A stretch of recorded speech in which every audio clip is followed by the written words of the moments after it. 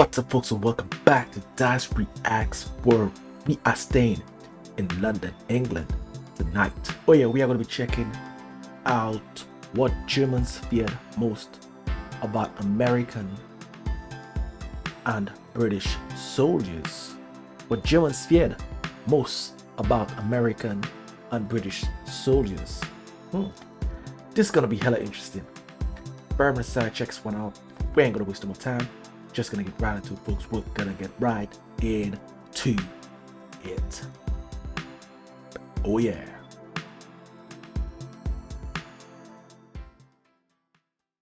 June 6, 1944, Omaha Beach.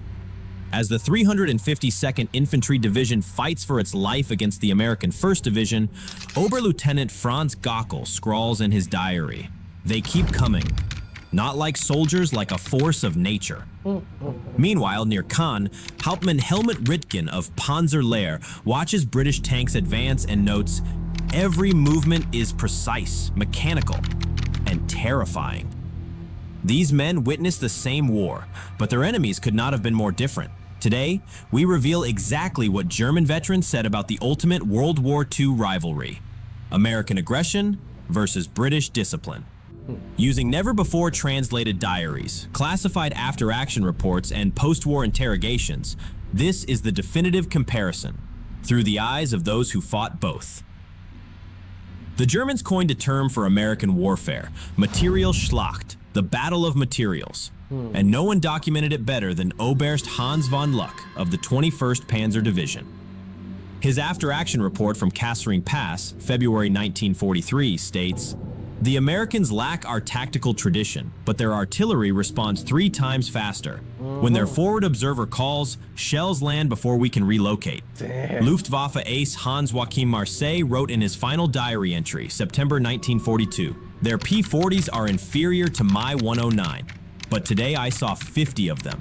Where do they get so many planes?" While Americans overwhelmed with firepower, the British earned a darker nickname. General Feldmarschall Erwin Rommel wrote to his wife on November 2, 1942, "The Tommies dig in like termites. Even when we break their lines, they cling to rubble and die rather than retreat." Sanitäts Unteroffizier Rolf Monk of the 15th Panzer Division noted, "British wounded refuse morphine until after their mates are treated. This is not normal soldier behavior." You know, one of my videos, I can't remember the name of it, but it was talking about like British soldiers. Some of the tactics that they use are very different than American tactics, and they have a more, almost like a more sinister side in terms of the tactical aspect. It more so done not just in like with power, like with the military precision, but more so from a psychological warfare, psychological mindset. They're more cunning. Unlike the American defense, the American unit, it's more right and up in your face. You can see it, right? And you could try to defend your turf. But unlike the British full of disguises, you just can't predict how they're gonna come. They're gonna come, but you can't predict how they're gonna come based on what the video was saying.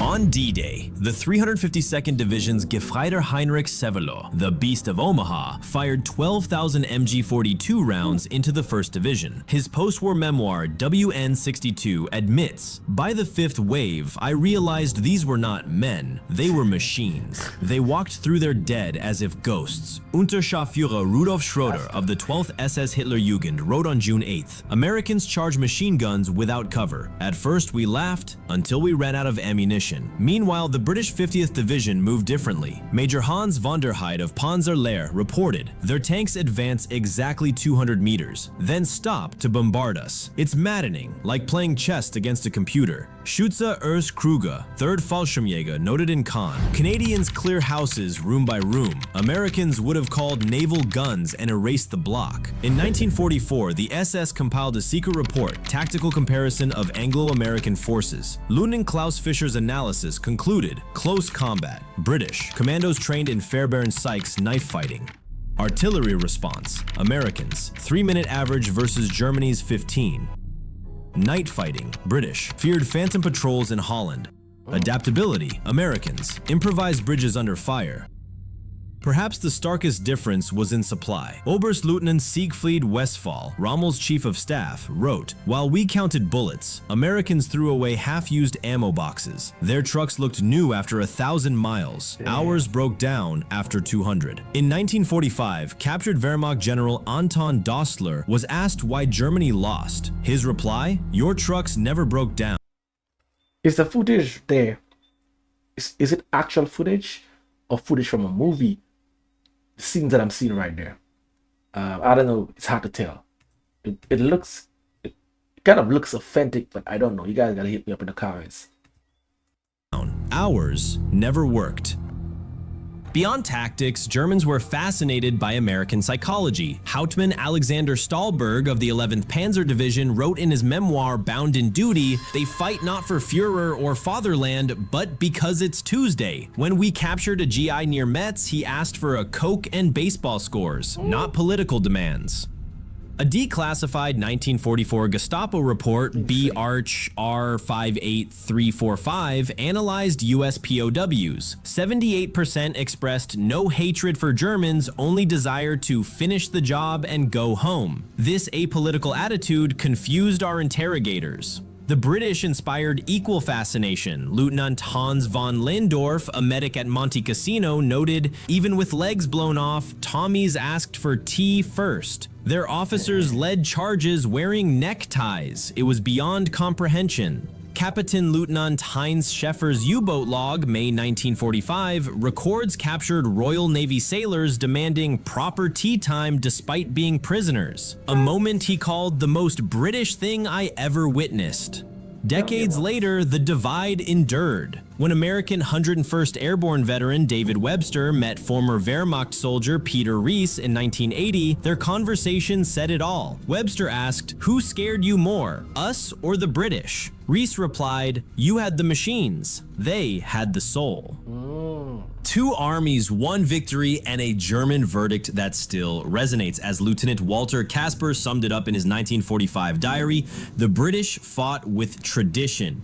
The Americans fought with the future."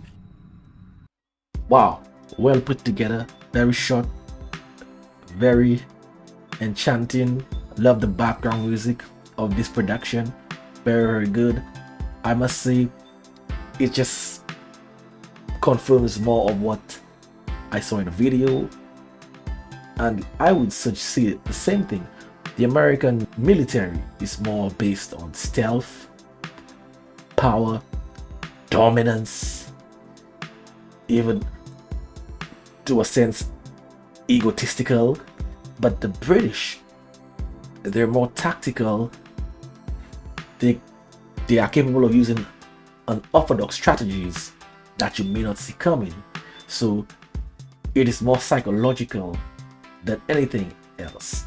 You never know what you're gonna be up against.